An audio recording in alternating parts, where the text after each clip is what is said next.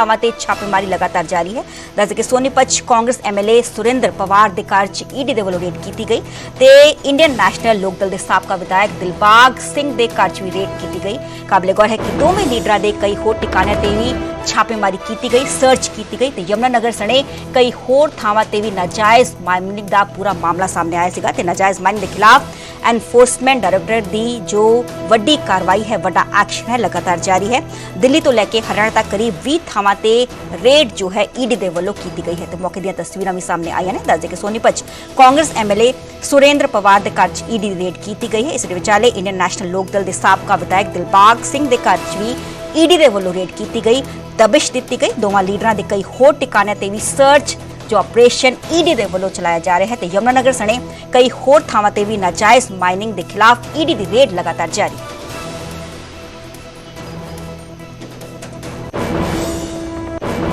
दस्तक एक बार फिर हरियाणा में है और इस ईडी की दस्तक ने हरियाणा के राजनीतिक गलियारों में हलचल पैदा कर दी है, क्योंकि यह ईडी की रेड सोनीपत में मौजूदा कांग्रेसी विधायक सुरेंद्र पवार के और इसके अलावा पूर्व इनेलो विधायक दिलबाग सिंह के यहाँ 20 ठिकानों पर बताई जा रही है। फिलहाल मौजूदगी सोनीपत के सेक्टर 15 में सुरेंद्र पवार जो मौजूदा विधायक हैं उनके घर पर है और बताया ये जा रहा है कि फिलहाल सुरेंद्र पवार भी अंदर है और एक अवैध खनन की एफआईआर हुई थी यमुनानगर और उसके आसपास जिलों में अवैध खनन की शिकायतों के बाद एफआईआर हुई थी और उसमें जो पूछताछ के लिए ईडी पहुंची है और लगातार आप तस्वीरों में देख सकते हैं कि ईडी की गाड़ियां बाहर खड़ी हैं और अंदर पूछताछ चल रही है। और आपको जानकारी दे दें, इसके अलावा यमुनानगर, सोनीपत, मोहाली, फरीदाबाद, चंडीगढ़ और करनाल क्षेत्र में दिलबाग सिंह पूर्व विधायक इनेलो सुरेंद्र पवार और उसके सहयोगी के 20 ठिकानों पर तलाशी अभियान है वो चलाया जा रहा है। अवैध खनन, फर्जी ई रवाना घोटाला और अवैध समाप्त होने में कोर्ट के आदेश के बाद खनन को लेकर इससे पहले एफआईआर दर्ज हुई थी जिसमें यह पूछताछ वो की जा रही है।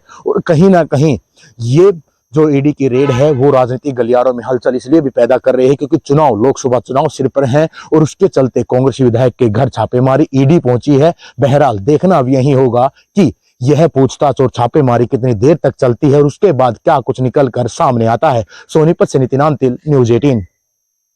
अलग अलग 20 से ज्यादा ठिकानों पर ईडी की रेड देखने को मिली है। इस छापेमारी में यमुना नगर से इनेलो के पूर्व विधायक दिलबाग सिंह के घर भी रेड लगी है। इस वक्त हम मौजूद हैं करनाल के अंदर। करनाल के सेक्टर 13 का ये इलाका है और आप देख पा रहे हैं मनोज वधवा जो बीजेपी नेता हैं उनके घर पर रेड लगी है। और इस रेड में जो ईडी की टीमें हैं वो दस्तावेज खंगालती हुई नजर आ रही हैं। सुबह के वक्त ईडी की टीम यहां पर पहुंची थी और उसके बाद से कार्रवाई जारी है। आप देख पा रहे हैं ये घर के अंदर का दृश्य है जहां पर फिलहाल ईडी की टीमें दस्तावेजों को खंगालती हुई नजर आ रही हैं। आपको बता दें कि 2014 में मनोज वधवा ने मनोहर लाल के खिलाफ चुनाव लड़ा था एमएलए का और उसके बाद उनकी पत्नी ने भी मेयर का चुनाव लड़ा था करनाल से ही। सुबह के वक्त जो टीमें हैं वो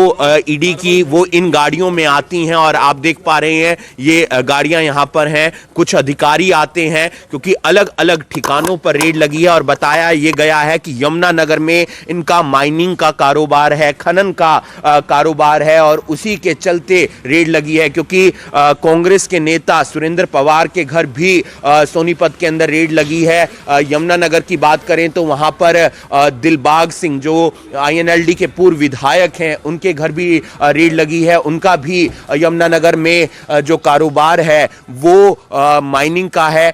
मनोज वधवा का भी जो कारोबार बताया जा रहा है यमुना नगर के अंदर वो माइनिंग का बताया जा रहा है। फिलहाल ईडी की टीमें अंदर है। सुबह से ही दस्तावेजों को खंगालने का प्रयास किया जा रहा है, दस्तावेज चेक किए जा रहे हैं और उन दस्तावेज में क्या कुछ सामने निकल कर आता है ये भी देखने वाली बात होगी क्योंकि मनी लॉन्ड्रिंग के तहत ईडी कार्रवाई करती हुई नजर आ रही है। 20 से ज्यादा ठिकाने हैं जहां पर छापेमारी हुई है और उसमें एक करनाल भी है।